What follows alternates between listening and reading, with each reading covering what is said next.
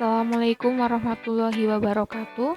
Perkenalkan, nama saya Citra Fitria Dewi Harista dengan NIM 19173038. Saya dari kelompok 6 yang beranggotakan Seli Senia dan Cahya Dwi Pratiwi.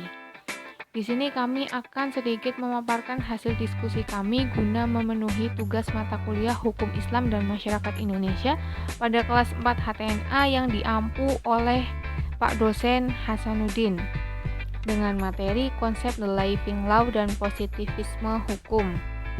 Yang pertama yaitu mengenai pengertian Living Law dan positivisme.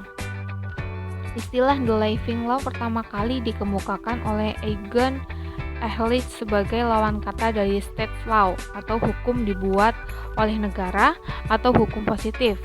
Menurutnya, perkembangan hukum berpusat pada masyarakat itu sendiri, bukan pembentukan hukum oleh negara, putusan hakim, atau pada pengembangan ilmu hukum.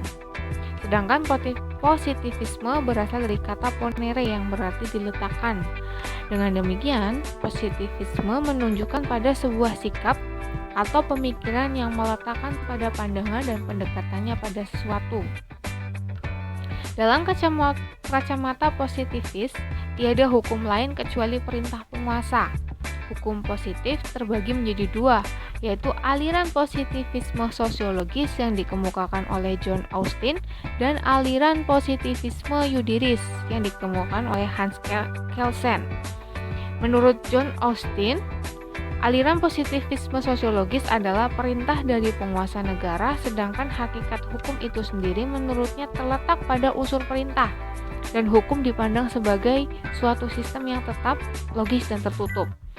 Sedangkan menurut Hans Kelsen, aliran positivisme yudiris yaitu hukum harus bersih dari anasir-anasir yang non-yudiris seperti unsur sosiologis, politis, historis, bahkan etis. Pemikiran inilah yang kemudian dikenal dengan teori hukum murni. Jadi, hukum adalah suatu solens, kategori atau kategori keharusan, bukan sains kategori atau kategori faktual. Polemik positivisme hukum. Polemik yang sering timbul adalah dalam hal pengakuan hak ulayat atau kepemilikan hak atas tanah.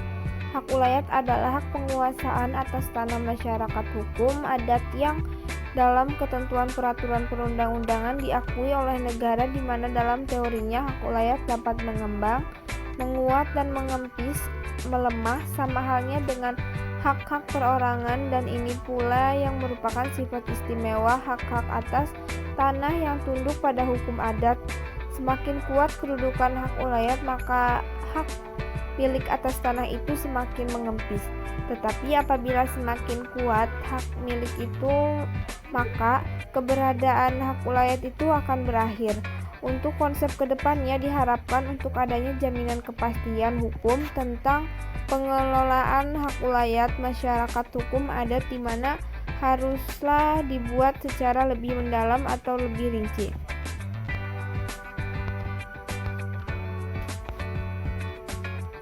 Kerangka kehidupan sosial dari hukum.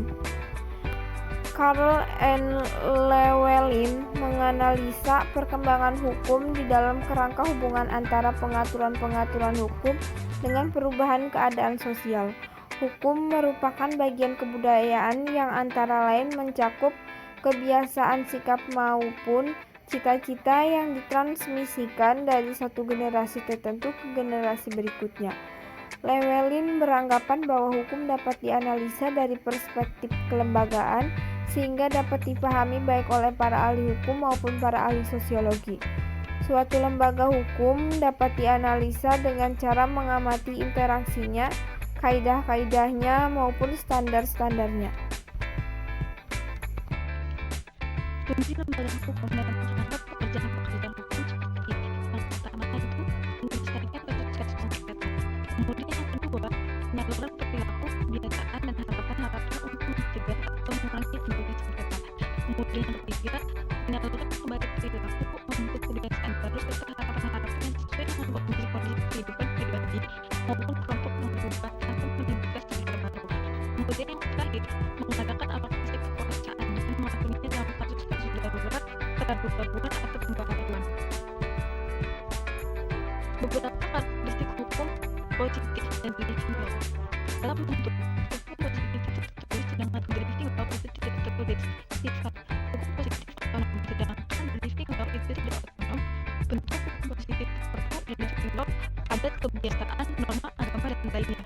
Pembentukan hukum positif pemerintah yang berdaulat, driving law ditemukan dalam masyarakat. Sanksi hukum positif norma primer, sedangkan driving law tidak wajib. Sumber pembentukan hukum positif banyak penguasa, sedangkan driving law pergaulan di masyarakat. Tujuan hukum positif kepastian hukum, sedangkan driving law itu keadilan. Kemudian pemaksaan hukum positif dipaksa oleh institusi negara, sedangkan driving law kesadaran masyarakat. Kemudian yang terakhir, keberlakuan